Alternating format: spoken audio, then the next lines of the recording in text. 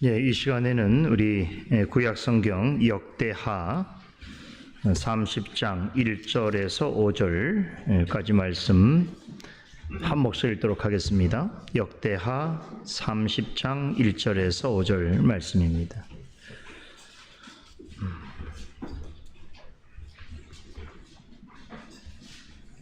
자, 한 목소리 읽겠습니다. 히스기야가 온 이스라엘과 유다에 보내고 또 에브라임과 므낫셋에 편지를 보내어 예루살렘 여호와의 전에 와서 이스라엘 하나님 여호와를 위하여 유월절을 지키라 하니라. 왕이 방백들과 예루살렘 온 회중으로 더불어 의논하고 2월에 유월절을 지키려 하였으니 이는 성결케 한 제사장이 부족하고 백성도 예루살렘에 모이지 못한 고로 그 정한 때에 지킬 수 없었습니다. 왕과 온 회중이 이 일을 선히 여기고 드디어 명을 바라여 브엘사바에서부터 단까지 온 이스라엘에 반포하여 일제히 예루살렘으로 와서 이스라엘 하나님 여호와의 유월절을 지키라 하니 이는 기록한 규례대로 오랫동안 지키지 못하였음이었더라.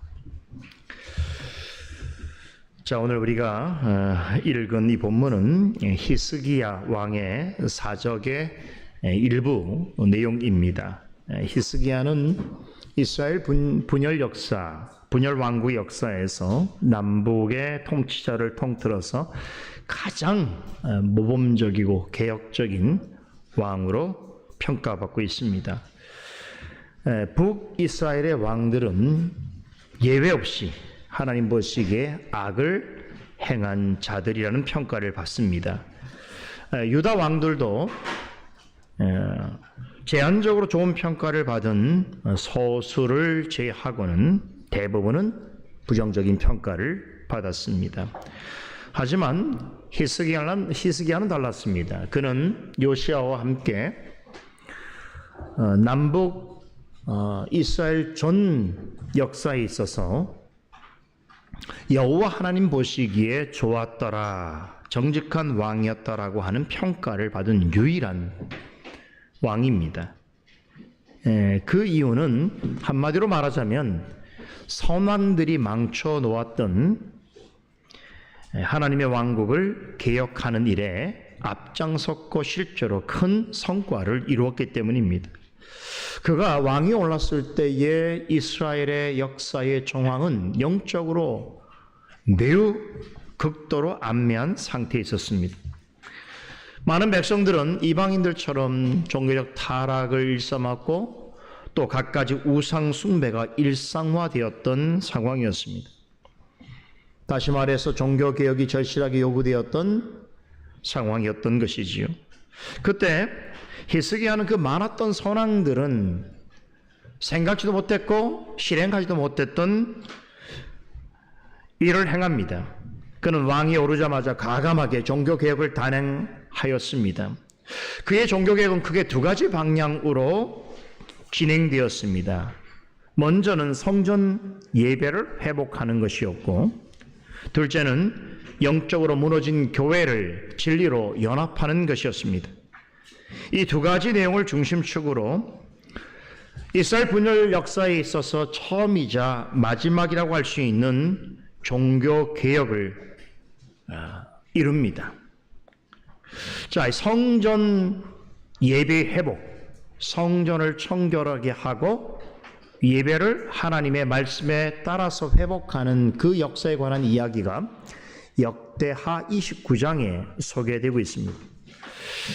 그리고 오늘 여러분과 함께 잠시 나누게 될 30장에서는 진리와 더불어서 교회를 하나 되게 하는 진리 안에서의 연합에 관한 이야기가 진술되고 있습니다.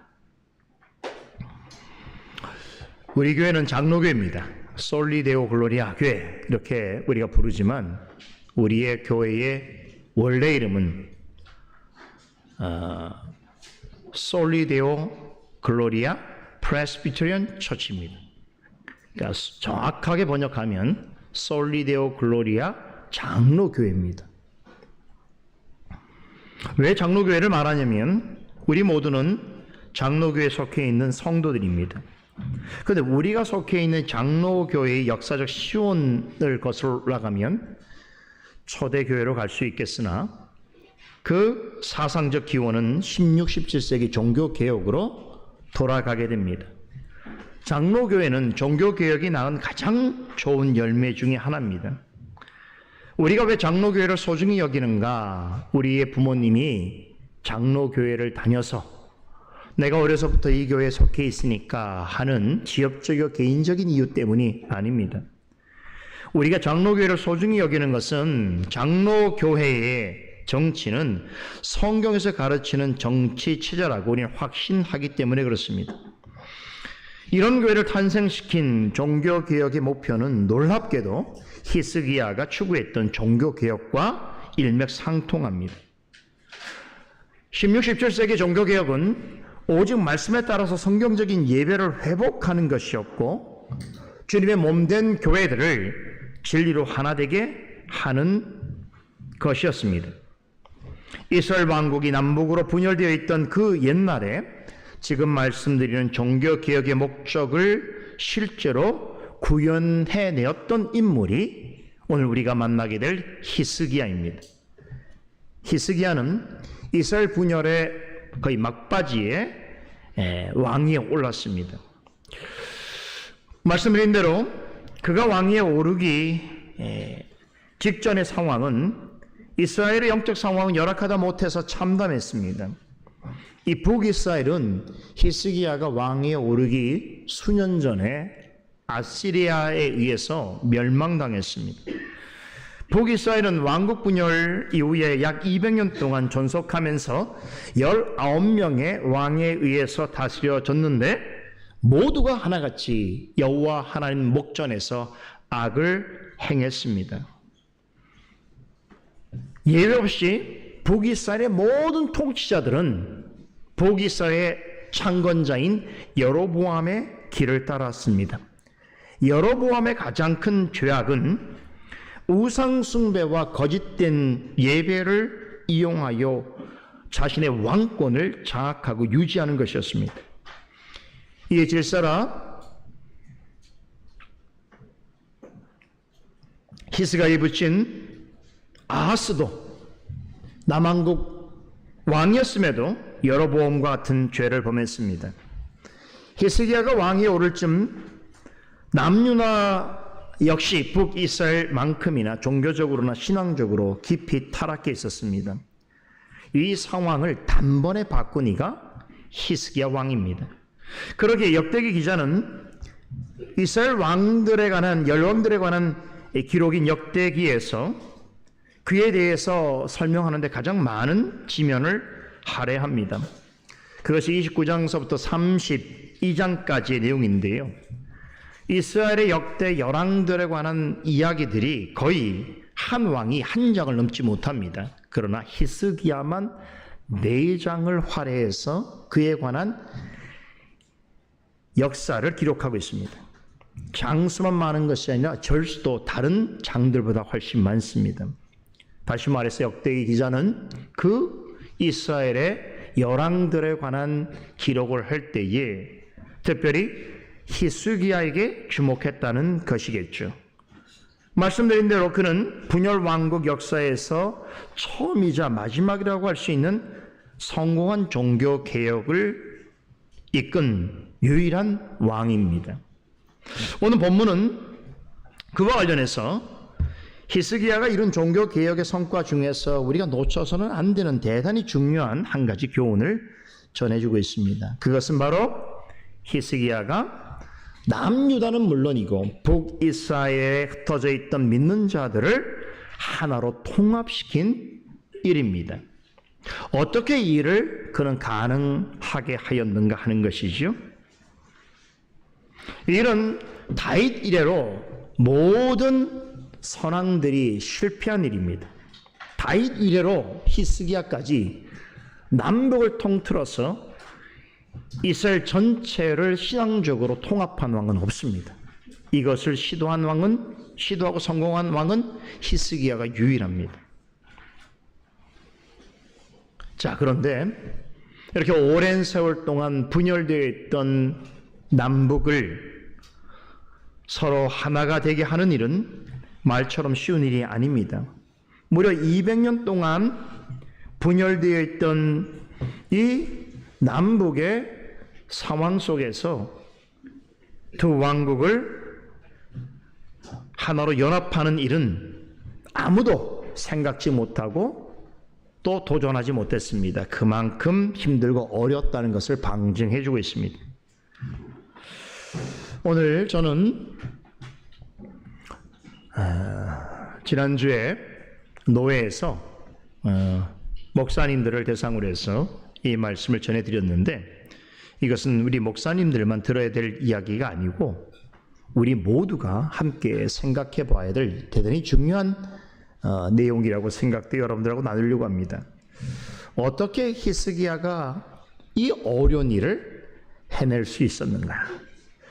그 비결은 무엇인가 하는 것입니다. 그것은 이제 우리가 성경적인 교회에 속해 있는 자들로서 주님의 몸된 교회를 하나 되게 하는 일에 있어서 반드시 함께 숙고하고 또 생각해 보아야 될 중요한 주제입니다. 히스기야가 왕위에 올라서 가장 먼저 한 일은 솔로몬의 성전을 수리하는 일이었습니다. 오랫동안 성전의 성벽은 무너져 있었습니다. 그 모습은 그 자체로 남유다와 북이스라엘이 처해 있는 암담한 영적 상황을 상징적으로 보여주고 있습니다. 교회가 성벽이 회파되었는데도 아무도 신경 쓰지 않아요. 그죠? 이스라엘은 솔로몬 이후에 남북으로 분열되지요. 그리고 나서 히스기야가 등장하기까지 약 200년의 시간이 흐릅니다. 그런데 이 200년 동안 남과 북은 지금의 우리나라처럼 우리나라의 남북 상황하고 비슷합니다. 완전히 단절되어 있었습니다. 그래서 원래는 아브라함의 자손들이요 한 민족이었지요. 그런데 분란된 이후로 남유다와 북이스라엘은 서로 원수처럼 대합니다. 오랜 기간 서로 격렬하게 미워하고 증오하고 싸웠습니다. 그러는 중에 북이스라엘은 아수르에 의해서 멸망당합니다.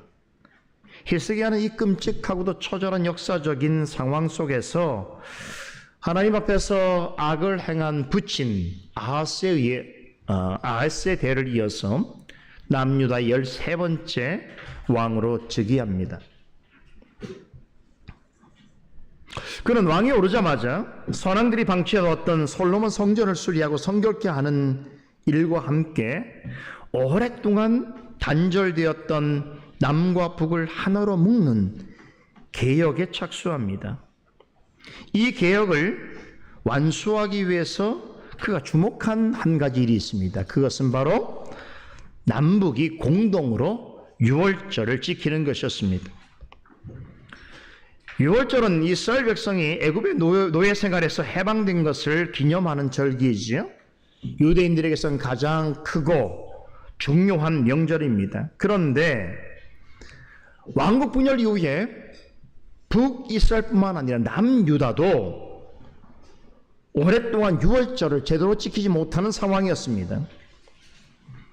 더군다나 남북이 갈라진 이후로 서로 함께 모여서 이 절기를 지킨 적은 단 한 번도 없습니다. 이런 종의 분열 역사 이후로 처음으로 남유다 백성들만 아니라 북이스라엘 사람들까지 초대해서 다 같이 함께하는 유월절을 지내자라고 하는 아이디어를 처음으로 제시하고 그것을 실행에 옮긴 사람이 바로 히스기야입니다.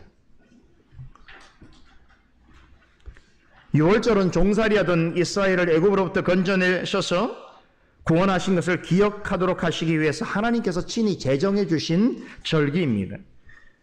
유월절을 지킬 때는 반드시 기억해야 될 두 가지 중요한 요소가 있습니다. 하나는 유월절의 어린 양을 성별하는 것이고 또 다른 하나는 그 양을 제물로 바치는 것입니다. 여러분, 이것이 무엇을 상징하는 것이겠습니까? 유월절은 그리스도와 그분의 속죄 사역을 예표하는 구약의 대표적인 성례입니다. 하나님께서는 이스라엘 백성이 이날에 다 같이 양을 잡고 나눠 먹음으로써 과거 애굽에서 종살이할 때의 모든 속박으로부터 벗어나서 하나님이 베푸신 영적인 자유와 영원한 구원의 의미를 기억하고 누리도록 하셨습니다. 6월절에 양이 준비되고 제물로 바쳐진다는 것은 하나님의 양이신 그리스도의 희생을 통해서만 우리는 죄에서 자유로워질 수 있는 것이며 영원히 변치 않는 구원의 은혜를 누릴 수 있다는 것을 상징적으로 말해주고 있습니다. 동시에 제물로 바쳐진 양을 먹고 즐기는 것은 우리에게 대속의 은혜를 주시기 위해서 십자가에 죽으시고 부활하신 예수 그리스도에게 우리 모두는 참여하게 되는 것이요, 그러므로 그분이 십자가에서 이루신 구속의 은혜를 다 같이 함께 받아 누리게 되는 것을 의미합니다. 이러한 6월절 절기가 지니고 있는 영적 의미를 신약시대의 그리스도에게 적용하여서 친히 그리스도께서 제정해 주신 신약의 성례가 바로 성찬입니다. 그래서 노회를 할 때는 항상 성찬식을 하게 됩니다. 성찬식을 하기 때문에 제가 이 본문을 가지고 설교한 거예요. 성찬이 가지고 있는 의미가 무엇인가? 구약의 6월절의 영적 의미를 승화시키고 우리가 실제로 누리는 것입니다. 성찬의 가장 중요한 의미 중에 한 가지는 그리스도의 죽으심을 생각하는 것이 동시에 우리를 위하여 십자가에 죽으시고 부활하신 그리스도 안에서 진리로 연합하는 것입니다. 그것을 실제로 보여주는 것이 성찬인 것이죠. 히스기야가 지금 우리처럼 이렇게 6월절이 가지고 있는 영적 신학적 의미를 정밀하게 이해했는지는 알 수 없습니다만, 한 가지 분명한 것은 이 절기는 온 이스라엘 백성들을 위해서 하나님께서 친히 제정하신 것이고 그것을 지키라고 명하신 절기라고 하는 것에 대해서는 그는 잘 알고 있었습니다. 그러나 말씀드린 대로 분열 이후로 남과 북 왕국이 서로 오랫동안 대치하고 원수로 지내고 있는 사이에 이 절기는 제대로 지켜지지 못했습니다. 이에 히스기야는 왕위에 올라서 온 이스라엘 백성이 함께하는 6월절이 되도록 하기 위해서 6월절 행사에 남유다 백성뿐만 아니라 북왕국의 백성들도 초대하는 친서를 보내게 됩니다.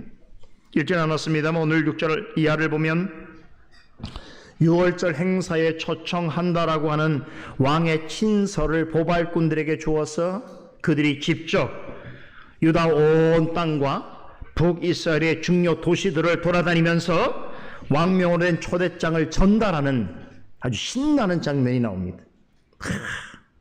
왕명으로 한 이 친서를 들고 온 이스라엘 전체의 땅으로 흩어져서 북이스라엘의 중요한 곳도 찾아가서 왕의 친서를 주면서 히스기야 왕이 당신들을 6월절 행사에 초청하였으니 응하십시오 라고 정중히 초대한 것입니다.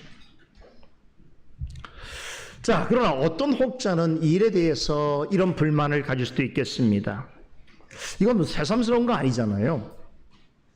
우리가 오늘날에도 볼 수 있는 그런 일이지 않습니까? 세상에서도 최고 권력의 자리에 오르게 되는 통치자는 집권 초기에 되면 뭐합니까? 늘 국민 통합이라고 하는 말을 사용하면서 이것을 명분으로 해서 여러 가지 선심성 정책을 내놓습니다. 그렇죠?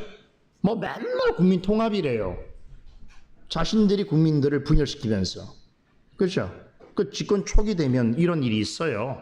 국민을 나는 모든 우리나라 국민들의 대통령이 되는 것이고 뭐 이런 말 하잖아요. 쓸데없는 말. 그죠? 그러면서 국민을 통합시킬 여러 가지 뭐 준비가 오래됐다는 것들을 내놓습니다만 우리가 뭘 경험했습니까? 다 실패해요. 대부분 실패합니다. 왜 그런지 아세요? 그것은 통치자의 권력과 인기를 유지하기 위한 정치적 노림수이기 때문에 그래요. 자, 그러나 히스기야는 달랐습니다. 그는 하나님이 제정하시고 지키라고 명하신 유월절을 통해서 오랫동안 분열과 반목으로 얼룩졌던 이스라엘을 하나로 묶고자 했습니다. 그래서 생각해낸 것이 남북의 백성들을 유월절 행사에 함께 초청하는 것이, 물론 북이스라엘은 이미 무너져 있는 상태, 초토화됐어요. 그러니까 그들은 얼마나 상심이 크겠습니까? 그래, 그들에게 하나님의 위로를 함께 나눌 목적으로 그들도 초청합니다. 그런데 일을 하기 전에 히스기야가 더 중요하게 생각한 것이 있습니다. 자, 이게 중요해요. 이게 지도자예요. 이게 교회의 지도자가 해야 할 일입니다. 유월절을 지키는 것도 중요합니다. 그러나 더 중요한 게 있습니다. 유월절을 말씀에 따라 옳게 지키는 것이었습니다. 그러기 위해서는 히스기야는 반드시 하나님의 말씀으로 돌아가야 된다고 확신했습니다. 5절 하반절에 보게 되면 이는 기록한 규례대로 오랫동안 지키지 못하였음이더라 라고 하는 말씀이 의미하는 바가 이것입니다. 히스기야가 어떤 생각으로 남북이 함께하는 유월절 행사를 준비하고 그들을 초청했는지를 대변해 주고 있습니다. 이것은 단지 남북 백성이 함께 모여서 오랜만에 유월절을 즐기고 옛일을 추억하기 위해서가 아닙니다. 그렇다고 백성들에게 자신이야말로 제대로 된 국민 통합의 적임자라고 하는 것을 보여주기 위한 정치적인 퍼포먼스를 행하는 것이 아니었습니다. 그는 진심으로 분열되었던 남과 북이 하나 되기를 바랬습니다. 유월절은 분열된 남과 북 백성들이 한데 모일 수 있는 절호의 기회였습니다. 그러나 유월절에 모인다고 해서 남북 백성이 저절로 하나가 되어지는가? 그렇지 않습니다. 오랫동안 지속된 우상 숭배와 잘못된 종교 예식에 물들어 있는 영적으로 무지하고 어두운 백성들을 그저 예루살렘에 한데 모아놓기만 하면, 그래서 유월절을 지키기만 하면 저절로 다들 화목해지고 진리 안에서 연합해지는가? 아니라는 것을 알았습니다. 그래서 이 절기를 함께 지키는 것보다 더 본질적이고 중요한 것이 있다는 것을 그는 생각하고 있었습니다. 무엇입니까? 그들을 진리 안에서 하나로 묶을 수 있는 것이 있어야 되죠. 그것은 오직 하나님 말씀밖에 없었던 것이. 5절에 언급하듯이 히스기야는 그동안 유월절이 지켜지지 못한 현실보다도 기록된 규례에 따라서 제대로 지켜지지 않은 현실을 더 안타깝게 여깁니다. 여러분, 이 주일날 얼마나 많은 교회들이 예배를 드립니까? 우리 한국 땅에 예배를 드리는 교회들이 얼마나 많습니까? 주일마다 교회당에 모여서 예배를 드리는 것 되게 중요합니다. 그러나 진정한 종교개혁은 예배를 함께 드린다고 회복되는 게 아닙니다. 하나님이 받으실 만한 예배를 드리는가가 핵심인 것이. 그러면 하나님께서 받으실 만한 예배를 드리기 위해서 어떻게 해야 되겠습니까? 말씀으로 돌아가야 되겠죠. 말씀이 옳게 선포되어지고 말씀에 따라서 듣고 깨닫는 일이 교회 가운데 있어야 하겠지요.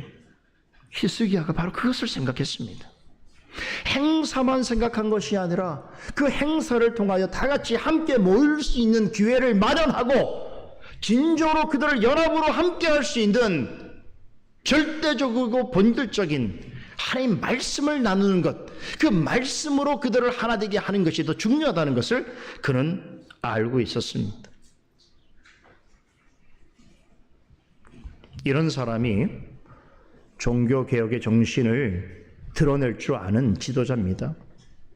그저 남들이 보기에 사람들을 많이 모아놓고 그저 한두 번의 어떤 행사나 자기를 자랑하고 드러내기 위한 그런 생각으로는 절대로 종교개혁의 근처도 갈 수 없습니다.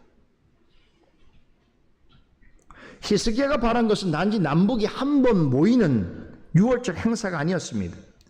유월절의 참된 의미를 회복함으로써 남과 북의 백성이 하나님의 백성으로 재통합하는 것을 그는 꿈꾸었습니다. 히스기야는 그것은 오직 하나님의 말씀으로만 가능한 일이라고 확신했습니다. 그래서 그가 유월절 행사를 기획하기 이전부터 집중한 것이 있습니다. 그게 바로 기록된 말씀에 의하여 유월절을 바르게 지키는 것이었습니다. 하나님이 제정해 주신 절기의 중요성을 깨닫고 그것을 준수하는 것도 중요한 일이지만 무엇보다도 히스기야가 중요하게 생각했던 것은 하나님의 말씀에 따라서 그 절기를 합당하게 지키는 것이었습니다. 만약에 그러하지 않고 유월절을 행사로 지키는 것에만 관심이 두었다면 아마 그것은 하나의 종교적 의례나 정치적 퍼포먼스가 될 수 있을지라도 오랫동안 영적으로 도탄에 빠져 있는 남북의 백성들의 신앙 회복은 불가능했을 것입니다. 그들을 실제로 하나님의 하나된 나라로 연합하는 것은 영원한 일이 되었을 것입니다. 그것을 잘 알았기에 히스기야는 유월절을 절기로 지키는 일에만 관심 갖지 않았습니다. 유월절이라는 성례를 통해서 이스라엘을 하나로 묶기 위해서는 절대적으로 말씀에 의존해야 된다는 것을 그는 알고 있었습니다. 이것이 우리가 히스기야의 종교개혁에서 가장 눈여겨보아야 할 대목입니다. 그는 단지 솔로몬의 성전을 정결하게 하고 성벽을 재건하고 예배와 절기를 새롭게 하는 등의 형식적인 외형적인 것을 바꾸는 데 머물지 않았습니다. 이 모든 것을 오직 말씀에 의해서 개혁해 나갔습니다. 히스기야가 남북 분열 역사 이후로 그 많은 열왕들 중에서 거의 유일하게 여호와 보시기에 정직한 왕이었다라고 평가받는 이유가 바로 여기에 있습니다. 그는 기록된 말씀에 따라서 종교개혁을 시도했습니다. 그렇게 말씀에 의존한 개혁은 하나님의 뜻에 합당한 결과를 가져옵니다. 정치와 종교에 대한 견해 차이로 분열되었던 남유다와 북이스라엘 백성을 진리 안에서 하나로 묶는 위대한 일을 이룹니다. 자, 여기서 우리는 오늘날 우리 시대의 교회에 여전히 적용될 만한 귀중한 교훈을 얻게 됩니다. 오늘날 우리 한국교회는 그야말로 4분 오열되어 있습니다. 한때는 신학적으로 보수주의냐 자유주의냐 하는 신학의 대립으로 교단과 교회들이 분리되고 난립했습니다. 그런데 최근에는 여러분도 잘 아시는 것처럼 정치적으로 보수냐 진보냐 하는 이념적 갈등으로 극한 대립을 하고 있습니다. 정말 불행한 일이에요. 목사도 그래서 한마디 하면 빨간색이냐 파란색이냐 국힘이냐 민주당이냐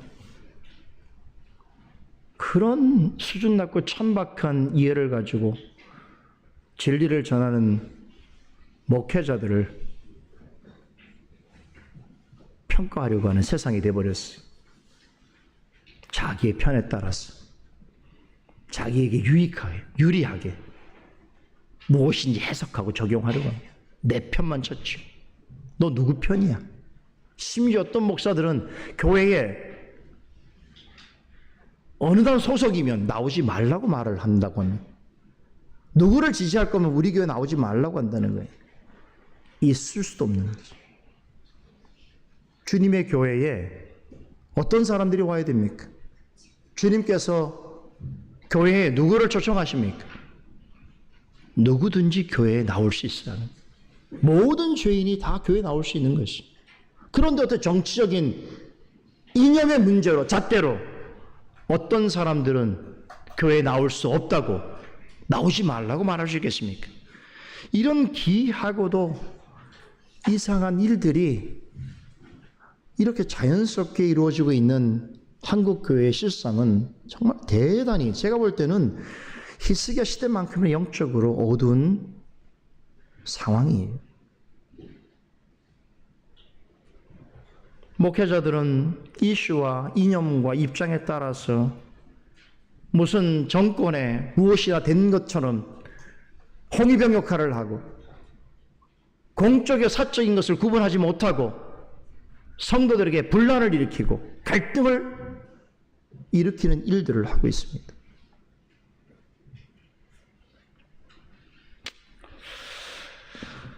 이렇게 교회가 거듭하여 분열되어져가는 일들이 오늘날 우리 한국 교회 안에서 재현되고 있습니다. 교회 안에서는 또 어떻습니까?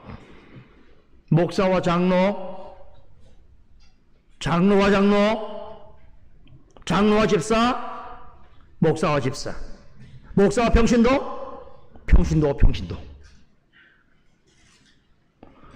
끼리끼리 어떤 이슈와 어떤 쟁점 상황에 대해서 서로가 원수화된 것처럼 싸우고 갈등하고 분쟁하는 일이 교회 안에서 일어나고 있습니다. 거룩하신 하나님에 대한 두려움이 없는 사람들이 교회에 넘쳐나고 있어요.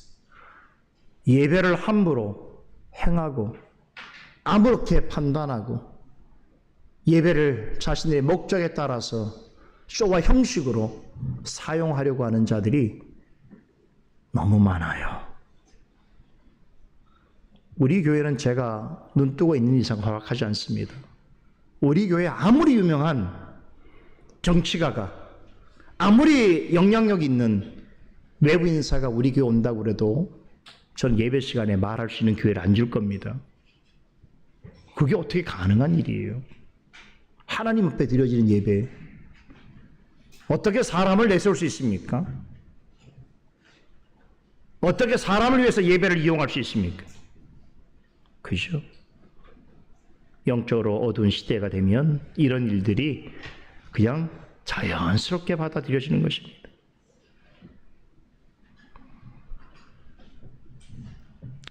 정말로 남유다와 북이스라엘 백성의 관계만큼이나 정말 교회 안에서 마치 원수처럼 지내는 사람들이 있어요. 갈등과 반목과 분열이 교회 안에서 일어나고 있습니다. 여러분, 이런 형편에서 그저 성도들이 다 같이 함께 모여서 예배 드리고 성례에 참여하게 되면 그 관계가 저절로 회복됩니까?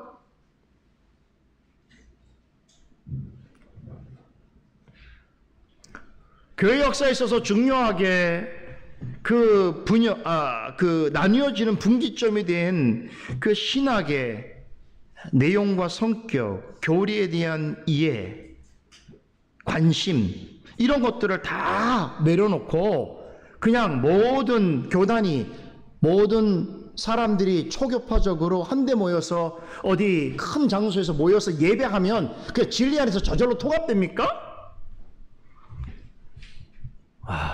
도대체 어떻게 이런 생각들을 하는 것이죠? 그저 강단에서 목회자가 여러분들이 어떤 일이 있을지라도 그냥 사이좋게 지내십시오 이렇게 몇 마디 하면 성도들이 알아서 저절로 다 화목해지고 친해집니까?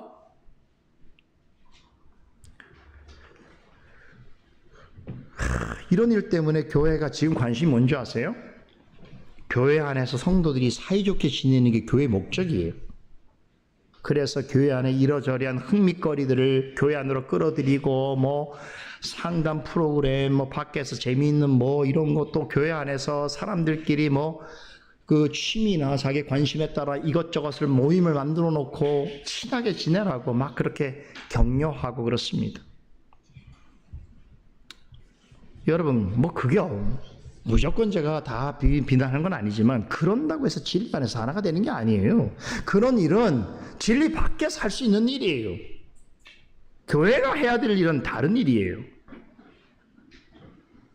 그런데 우리 한국교회가 지금까지 이와 관련해서 얼마나 많은 실수와 실패를 거듭해 왔습니까?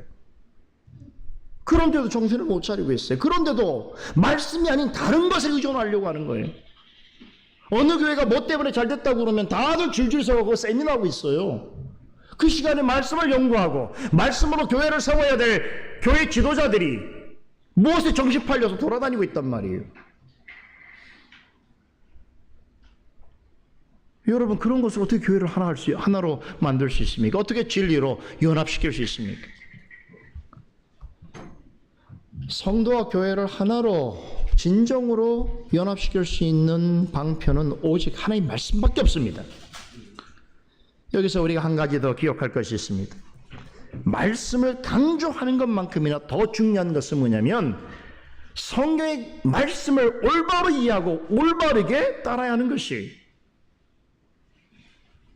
오늘 오전에도 제가 창세기 16장 내용을 여러분한테 말씀드리면서 사례가 어땠습니까? 하나님의 약속을 부정하지 않았어요. 하나님 약속을 믿었습니다. 하나님 약속이 이루어질 것을 믿었지만 하나님의 약속이 이루어지는 방식과 과정과 절차와 때에 대해서는 동의하지 않았던 것이에요. 우리 성도들도 말씀을 강조하지만 그 말씀이 하나님의 본의에 합한 것이냐에 대하여 질문하고 묵상하고 올바른 답을 찾지 못하면 오늘 사례 같은 사람이 될 수 있어요. 내 열심과 내 주장과 내 목적을 따라서 열심히 하는 게 하나님 뜻이라고 생각할 수 있단 말이에요. 여러분, 오늘날 성경의 본의와 다른 가르침을 전하고 심지어 잘못된 복음을 전하는데도 세상에서 유명해지는 교회들이 얼마나 많으며 성공적인 목회자라고 인정받는 경우가 얼마나 허다합니까? 그저 어디 소문나고 좀 유명하다고 하면 다 좋은 목회자, 좋은 교회인 줄 알아요. 성경이 가르치는 명확한 복음보다는 사람들이 좋아할 만한 것들에 그저 기독교적인 색깔을 약간 가미시켜서 그러나 자신의 어떤 목적을 이루려고 애를 쓰는 그런 교회와 그런 목회자들도 사람들의 주목을 받기에 충분한 시대가 되었단 말이에요. 그러나 희석의 관점에서는 이것은 진정한 개혁이 아닙니다. 이런 것들은 말씀을 이야기하고 말씀을 강조하는 것처럼 보이지만 오히려 길게 보자면 교회를 든든히 세우는 것이 아니라 도리어 주님의 교회를 갉아먹는 것이요 허물어뜨리는 것입니다. 히스기야는 오랫동안 남북으로 분열되었고 영적으로 말도 못하게 피폐해진 상황 속에서 온 이스라엘과 남북 백성을 연합시키는데 절실하게 절대적으로 필요한 것은 어떤 정치적인 동기나 심리학적인 설교나 성공 목회를 위한 프로그램이 아니라 오직 말씀을 바르게 전하고 말씀대로 행하는 것이라는 것을 확신했습니다. 남북 백성이 하나님의 말씀에 하나님의 백성이 되고 그들과 더불어서 이 땅에 하나님 나라를 건설하고 하나님 뜻과 영광을 증시하기 위해서는 반드시 하나님의 말씀이 기록된 규례에 따라서 바르게 선포되고 가르쳐져야 한다고 그는 믿어 의심치 않았습니다. 하나님의 말씀이 바르게 선포되지 않고 바르게 가르치지 않는 교회는 실상은 교회라는 이름을 가진 종교적인 모임과 집단에 불과한 것입니다. 세상에는 사람들에게 화목할 것과 형통할 것을 가르치는 곳이 많습니다. 하지만 교회는 사람들이 원하는 방식대로의 화목과 형통함을 가르치는 것이 아닙니다. 세상 사람들과 잘 어울려 지내고 세상에서 잘 먹고 잘 사는 법을 가르치는 것이 아니란 말입니다. 그런데 교회를 그런 곳인 줄 알고 찾아와요. 그런 사람들을 손님처럼 대접합니다. 손님은 왕이니까요. 교회가 그런 것을 서비스하는 것입니까? 그런 사람은 교회에 오는 것을 불편하게 여기게 하는 것이 교회예요. 함부로 교회에서 입을 열지 못하도록 하는 것이 교회인 것이에요. 근데 조금만 불편하면 교회 와서 어떻습니까? 교회 와서 조금만 불편하면 심지어 말씀을 듣다가 불편해도 불평합니다. 딱 있어요. 그 교회 방문 후기.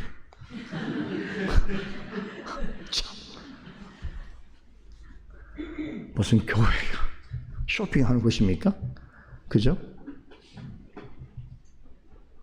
그러면 또 답변을 해요. 다음 주에는 우리 목사님이 이렇게 해서 좋은 말씀으로 다 전달해 드리도록 하겠습니다. 형통하고 행복하세요. 이게 교회입니까? 철저하게 세상적인 생각을 가지고 사는 사람들은 여러분 교회를 오는 것이 엄청 부담스럽고 교회 와서 있을 수가 없도록 하는 게 교회인 거예요, 사실은. 오직 오직 진리 안에서 하나됨을 실증하고 경험할 수 있는 유일한 곳이 교회입니다. 이것을 가능케 하는 것이 뭐라고요? 하나님의 말씀입니다. 그래서 우리가 이 땅에서 하나님께서 원하시는 주님의 몸된 교회와 하나님 나라를 이루어 가려고 하면 여러분 방법이 없어요. 오직 진리밖에 없어요. 말씀 안에서의 하나됨 외에는 다른 것으로는 교회를 하나되게 할 수 있는 것이 없습니다. 히스기야는 성령의 조명하심과 도우심으로 이 사실을 우리보다 훨씬 앞서 깨달았습니다. 오랫동안 분열된 상태에 있었고 영적으로는 열악하기 그지없는 형편에 있던 남북 백성과 교회를 하나로 연합시키기 위해서 그는 기록된 규례인 말씀으로 돌아갔습니다. 만약 그가 말씀이 아닌 다른 무엇으로 하나되게 하려고 했다면 잠시 성과는 있을지 모르지만 그의 유명세는 높아졌을 수 있지만 그와 같은 종교개혁은 이루지 못했을 것입니다. 진리 안에서의 잠든 연합도 경험하지 못했을 것입니다. 성령께서 진리의 말씀을 교회 안에 그리고 우리 가운데 비춰 주실 때만 우리는 그리스도 안에서 진정으로 하나 될 수 있습니다. 바로 이것을 가르치는 것이 교회고 이것을 경험하는 것이 교회인 것이. 그래서 여러분 진리 안에서 하나됨이라는 건 얼마나 놀라운 능력을 발휘하냐면요. 어떤 교회를 처음 교회를 가도 진리 안에서 하나되면 그 교회가 매우 친숙하고 마치 그 예배가 내가 오랫동안 예배를 드리는 그런 장소와 같이 생각이 되는 것이, 심지어는 언어와 역사와 문화를 초월해서도 우리가 다른 언어로 말을 하는 사람일지라도 같은 진리 안에 있는 성도를 만나게 되면, 그런 교회 가게 되면 영적인 편함을 느끼는 것이, 내가 진리 안에서 하나를 이루고 있구나, 그리스도의 몸된 교회를 이루는 지체구나라는 의식을 갖게 되는 것이란 말이에요. 이런 곳이 세상에 어디 있습니까? 그죠? 교회밖에 없어요. 그래서 제가 우리 목사님들에게 바로 이 사실을 강조했습니다. 우리가 노예로 모이는 이유도 사실은 진리 안에서 주님의 교회를 하나 되게 하기 위한 목적 때문인 것이죠. 이 숭고한 사명을 우리가 올바르게 감당하기 위해서는 하나님의 말씀에 의한 연합을 실증할 수 있어야 되는 것이에요. 그래서 노예를 교회할 때 설교가 중요해요. 이 말씀으로 하는 하나됨을 실증하는 일이 중요해요. 그리고 나서 뭘 합니까? 성찬을 하잖아요. 우리가 진리에서 하나라는 걸 이제 고백하는 거예요.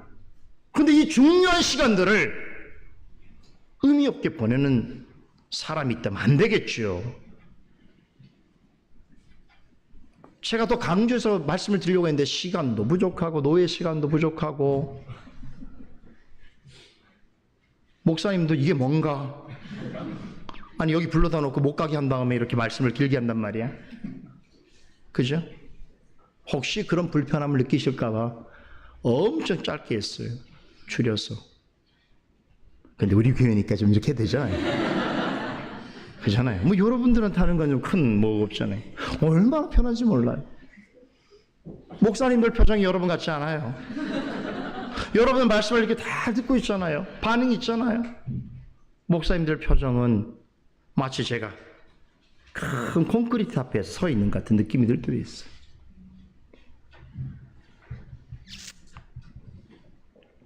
여기서 한 가지만 더 이야기하십시다. 그렇다면 우리 모두가 이렇게 진리 안에서 하나가 되는 그런 부르심을 받은 성도요 또는 사역자라고 할 때에 이것이 어떻게 가능할 수 있는가, 이것을 가능하게 되어지는 또 우리에게 필요한 일들은 무엇인가라고 하는 것을 생각해 보겠습니다. 간단하게 오늘 히스기야가 남북의 교회를 하나로 진리 안에서 연합해가는 이 일을 통해서 우리에게 실천적으로 보여진 교회를 하나 되게 하는 데 필요한 세 가지 덕목을 얘기합니다.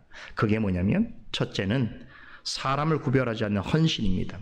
히스기야가 남북 교회를 진리 안에서 연합하기 위해서 여러분 누구에게 초청장을 보냈다고 그랬죠? 자기 백성만 아니 남유다 백성만 아니라 북이스라엘의 지역에 있는 사람들에게도 보발꾼을 보냈습니다. 그런데 남유다 백성의 관점에서 볼 때는 여러분 그 북이스라엘 사람들은 어떤 사람들이냐면 오랫동안 원수예요. 쉽게 말하면 여로보암의 길을 따라가기 때문에 다윗으로부터 등을 돌린 대적자들이란 말이에요.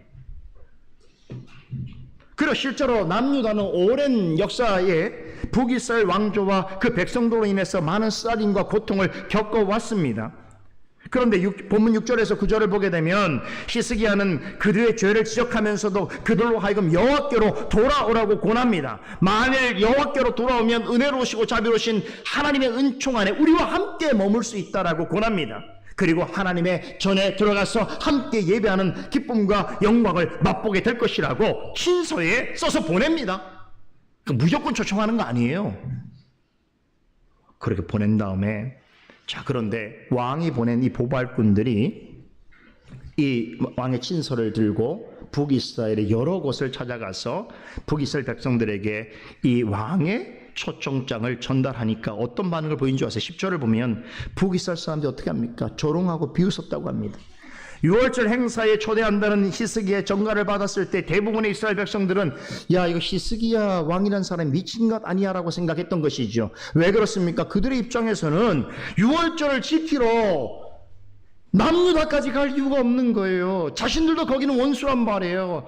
히브리 사람들이 자신들을 향해서 개, 돼지 취급하는 오랜 역사가 있지 않았습니까? 그런데 뭐 왕이 한번 남쪽에 있는 왕이 한번 초대했다고 해서 우리가 뭐 줄줄이 갈 거라고 생각했냐는 것이겠죠. 거리도 거리지만 그들에게도 이미 성산이라는 것이 있고 예배 장소가 있었고 성전이 있었기 때문입니다. 그런데 이 사실을 히스기야가 몰랐을까요? 아닙니다. 그는 거절당할 줄 알면서도 초청장을 보낸 것입니다. 왜 그랬을까요? 진리로 하나님의 나라를 연합하는 것은 그 개인이 어떤 생각을 가지고 있는 것보다 훨씬 더 중요하고 본질적인 일이었기 때문입니다. 우리에게는 이런 습성이 있어요. 항상 나를 좋아할 것 같고 나에게 좋은 인상을 가진 것 같은 사람에게 선호하는 경향이 우리에게 있습니다. 그래서 사람을 볼 때도 늘 그렇게 생각하죠. 오늘 교회에 가서 내가 누구랑 인사를 할 것이냐, 악수를 할 것이냐 라고 할 때 마음속에 정해놓고 갑니다. A, B, C, D. A는 나하고 아주 가까운 사람, B는 뭐 조금 가까운 사람, C는 그럭저럭, D는 안 좋아. 마음속에 정해놓고 가요. 그래서 자신에게 잘할 것 같고 자신을 좋아할 것 같은 사람에게 먼저 다가갑니다. 하지만 나를 불편하게 하고 또 나를 힘들게 할 것 같은 사람에게는 잘 다가가지 않습니다. 다시 말해서 북이스라엘 백성 같은 사람들에게는 손을 내밀지 않는다는 것입니다.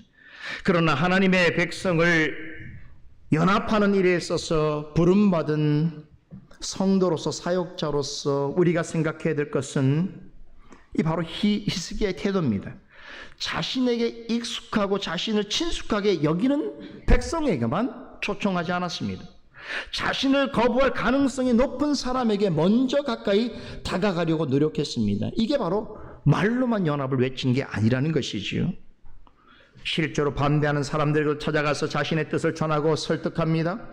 이러한 헌신이 없었다면, 차별하지 않는 헌신이 없었다면 남북 백성이 진리 안에서 연합된 모습을 우리는 볼 수 없었을 것입니다. 사실 이제 우리 자신을 돌아보게 되면 우리도 예수님을 알기 전까지는 예수님에 대해서 거부할 가능성이 거의 100%였던 사람들이에요. 그죠? 다시 말하면 예수님이 우리에게 와서 우리를 초청한다고 했을 때 우리가 거듭나기 전에는 어땠을까요? 완강하게 거부했을 것입니다. 그런데 우리가 지금 하나님의 자녀가 되지 않았습니까? 그리고 하나님의 교회의 지체가 되지 않았습니까? 이것은 먼저 주님께서 거절할 줄을 아시면서도 우리에게 먼저 찾아오셨기 때문입니다. 옛 성품상으로는 우리는 하나님과 결코 좋은 관계를 맺을 마음도 없고 유지할 수도 없는 자들입니다. 그런 우리에게 주님께서 먼저 다가오지 않으셨다면 지금의 우리는 없었을 것입니다. 예수님과 히스기야는 하나님의 백성의 연합을 위해서 부름받은 우리에게 매우 중대한 본보기가 됩니다. 이 거룩한 사명을 감당하기 위해서는 사람을 구별하지 않고 복음을 전하는 헌신이 필요합니다. 그런 사람이 교회에 많아져야 돼요. 믿으십니까? 여러분들도 우리 교회에, 이 자그마한 교회에 성도가 얼마나 된다고요? 여러분, 마음에 층위를 두지 마시고 계급을 두지 마시고 모두에게, 오히려 내가 불편하고 나를 힘들게 할 것 같은 사람에게 더 다가가셔야 돼요. 차별 없는 헌신을 보여야 돼요. 그래야 진리 안에서 하나를 이룰 수 있습니다. 둘째는 진리로 하나 되게 하는 사역자들에게, 성도들에게 필요한 것은 인내하는 관대함입니다.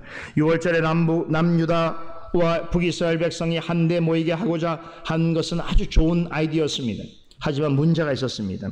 히스기야는 왕이 된 후에 이제 성전 정화를 비롯해서 여러 가지 종교 개혁을 한꺼번에 시행하는데 굉장히 많은 시간을 분주하게 보냈기 때문에 이제 남과 북이 함께하는 6월절 이 행사를 지킬 수 있는 준비를 하기에는 시간이 매우 부족했습니다.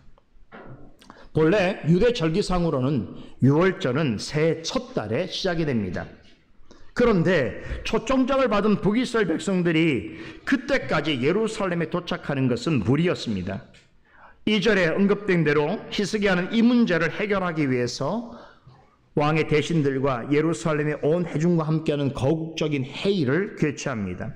자, 그래서 우리가 지금 굉장히 바쁜 시간이지만 1월 첫 주에, 1월 초에 진행될 남북한이래요. 한국 사람 맞아요. 남북 왕국이죠.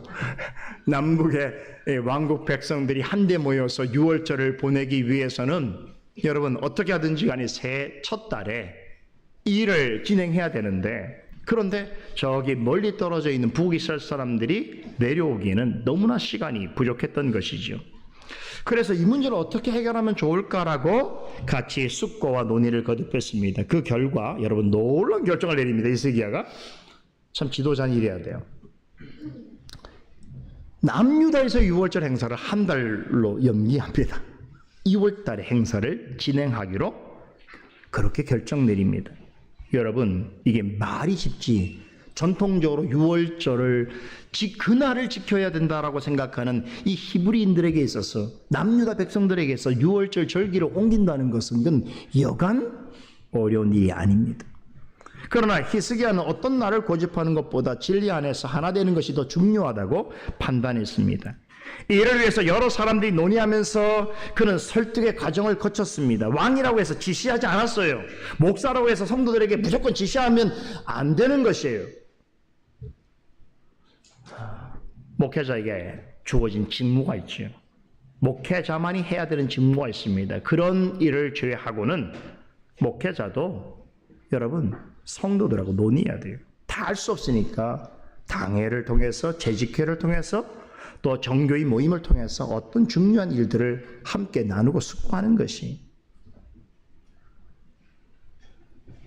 이것이 우리가 교회를 하나 되게 하는 데 있어서 우리가 마음을 두어야 될 매우 중요한 태도입니다. 그런데 우리는 어떻습니까? 내 자신에게서는 엄청나게 관대하면서 다른 사람에게는 어떻게든 엄격하려고 하는 습성이 있습니다. 다른 사람에 대해서는 잘 인내하지 못하면서 내 자신에 대해서는 늘 쉽게 타협하고 양보하려 합니다. 그러나 히스기야는 그 반대였습니다. 진리 안에서 다 같이 하나 되는 일을 위해서 북이스라엘 백성들이 내려오는 지체하는 시간을 고려하여 그들의 편애를 봐주기 위해서 어떻게 합니까? 율법으로 정해진 절기를 다음 달로 연기하는 강수를 둡니다. 본질이 중요하다는 거예요. 형식보다. 본질을 지키기 위해서는 그러한 어떤 관행적인 것은 어느 정도 운용의 묘를 살 수 있다는 거예요. 무슨 말을 하는 것입니까? 조급하고 성난 마음으로는 진리 안에서 연합을 이룰 수 없습니다. 우리 개혁주의가 그래요. 개혁이라고 하는 말 쉬운 말이 아니잖아요. 어떤 사람은 개혁을 뒤집어 엎는 걸로 생각해. 뭐 그렇게 생각하는 건 어쩔 수 없어요. 개혁을 혁명이라고 생각하는 사람들도 있어요.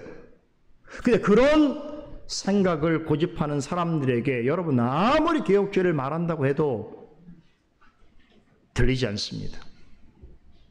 그리고 또 개혁주의에 대한 오해가 많습니다. 역사적으로 쌓여있는 이 거대하고 많은 숱한 오해들을 한순간에 어떻게 우리가 다 해결할 수 있습니까? 뭐가 필요해요?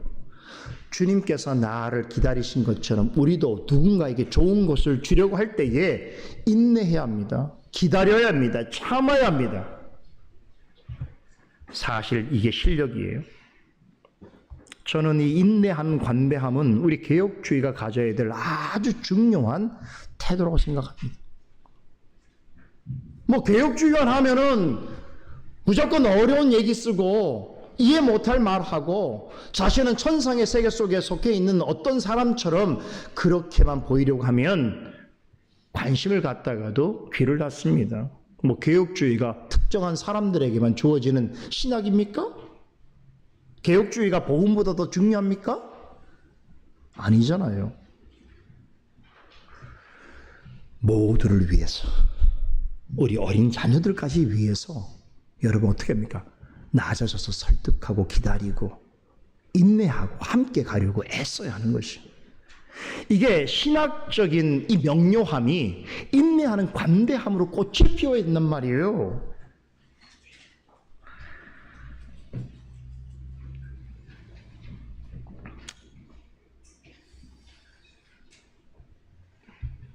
그래서 우리도 주님께서 우리를 참아주시고 용납해 주시는 것처럼 우리보다 연약한 자들에 대해서 인내하고 관대함으로 대할 수 있어야 합니다. 조금 모자르면 어때요? 조금 부족하면 어때요? 그렇잖아요. 우리도 주님 앞에 늘 그런 존재인데요. 그죠? 기다리고 참고 인내하고 관대한 마음으로 여러분 함께 교회를 세워가셔야 돼요. 이게 진리 안에서 교회를 하나 되게 하는 중요한 덕목입니다. 마지막 세 번째로 진리 안에서의 연합을 위해서 절대로 필요한 것이 있습니다. 그것은 바로 간절한 기도입니다. 200년 동안 단절되었던 남북 사람들이 다윗의 집과 예루살렘 성전에서 함께 모여서 유월절을 지키고 다 같이 하나님께 경배를 드리는 것은 실로 놀라운 사건이 엄청난 축제였습니다. 그렇죠. 엄청난 성과가 있었단 말이에요. 그런데 이럴 때 항상 문제가 발생해요. 너무 많은 사람들이 함께 모이다 보니까 어떤 일이 발생했습니까? 여러분, 북이스라엘에 온 사람들과 남유다에서 온 사람들이 정결 예식이 달랐던 거예요. 그래서 북쪽에서 온 사람들이 남쪽의 정결 규례를 지키지 않습니다. 다시 말해서 유월절 음식을 먹는데 그들은 정결 의식을 거치지 않고 그냥 음식을 마구 먹다 보니까 어떤 문제가 생겼습니까? 여러분, 질병이 그 회중 가운데 퍼졌다는 것이. 아마도 식중독이나 장염 같은 세균성 질병 같습니다. 여하튼 여러분, 진리 안에서 하나가 되자고 거국적인 이 유월절 행사를 하는데 어떤 사람들이 막 이제 쓰러지고 뭐 병원에 가고 막 아파서 막 이런 거 생각해 보세요. 이런 사건 사고가 일어난다고 한다면 어떻습니까? 여러분, 히스기야가 계획했던 이 중대한 목표가 한순간에 허물어질 수 있는 것이지요. 자칫하면 그가 야심차게 준비했던 모든 일을 망칠 수 있었습니다. 그렇죠. 그래서 제가 이런 비유를 했어요. 우리 교회에 오셔서 여러분 목사님들이 솔리데오 글로리아 교회에 와서 오늘 맛있는 점심 준다고 생각해서 왔는데 점심 먹자마자 한두 분들이 쓰러지기 시작하더니만 거품을 물고 막, 그러면 우리 교회 어떻게 생각했어요? 야, 이건 뭐 점심 주는데 뭐 사람 죽이려고 하나? 그러면 아무리 우리 교회가 이 노회를 위해서 뭘 준비하고 아무리 애를 쓴다고 그래도 무용지물이 되어버리는 거예요. 이런 일이 히스기야에게도 발생했습니다. 그런데 여러분, 이런 사건은 항상 있을 수 있어요. 예기치 못한 일은. 그런데 이럴 때에 히스기야가 어떻게 했는지 아십니까? 야, 어느 놈이야? 누가 준비했어? 도대체 이런 사건을 누가 이렇게 만든 거야? 라고 하지 않았어요. 꼭 그런 사람들이 있죠. 문제 발생하면 그 전에 가만히 있다가 누가 그런 거예요? 이런 사람도 있어요. 왕으로서 할 수 있는 말이지요. 그런데 그렇게 하지 않았습니다. 19절을 보세요. 이렇게 합니다. 누구든지 비록 성소의 결례대로 스스로 깨끗하지 못하였을지라도 용서하시옵소서라고 하나님께 기도합니다. 6월절 행사 중에서 질병이 퍼지게 되었던 것은 그 북이스라엘 사람들이 정결 의식을 바르게 행하지 않았기 때문인 것이죠. 책임은 그들에게 있는 것이죠. 그래서 하마터면 하나님의 백성을 하나 되게 하는 이 큰 일이 실패로 끝날 뻔했습니다. 하지만 히스기야는 이미 일어난 일에 대하여 누구를 불평하거나 원망하지 않습니다. 하나님이 하시고자 하는 일에 대해 섣불리 절망하지도 않습니다. 그 대신에 그가 했던 일은 하나님께 무릎을 꿇었습니다. 그리고는 잘못한 자들과 힘들어하는 자들과 위로와 용기가 필요한 자들을 위해서 기도합니다. 그 결과 20절을 보세요. 하나님께서 그의 기도를 들어주십니다. 그리고 그의 강구대로 병든 백성들을 고쳐주십니다. 여러분, 우리가 하는 주님의 사역도 아무리 우리가 뭘 잘 준비하고 애를 쓰더라도 예기치 못한 일이 발생할 수 있습니다. 어려운 일이 생길 수 있습니다.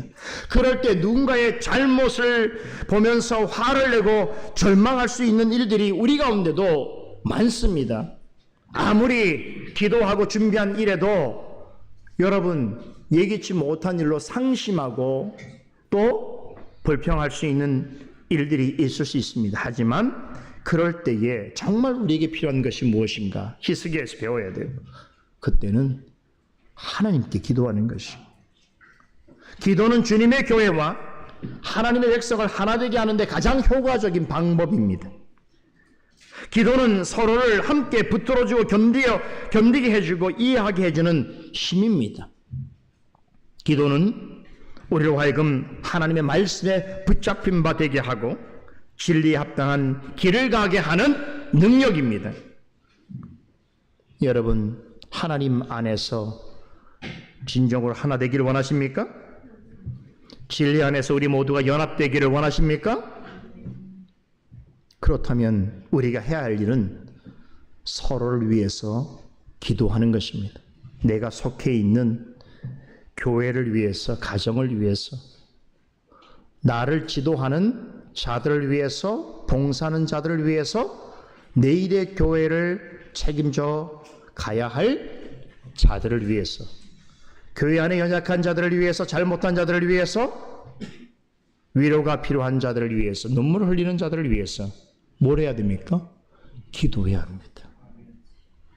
이럴 때에 교회가 진리 안에서 하나 되고 연합하는 실상을 경험하게 될 것입니다.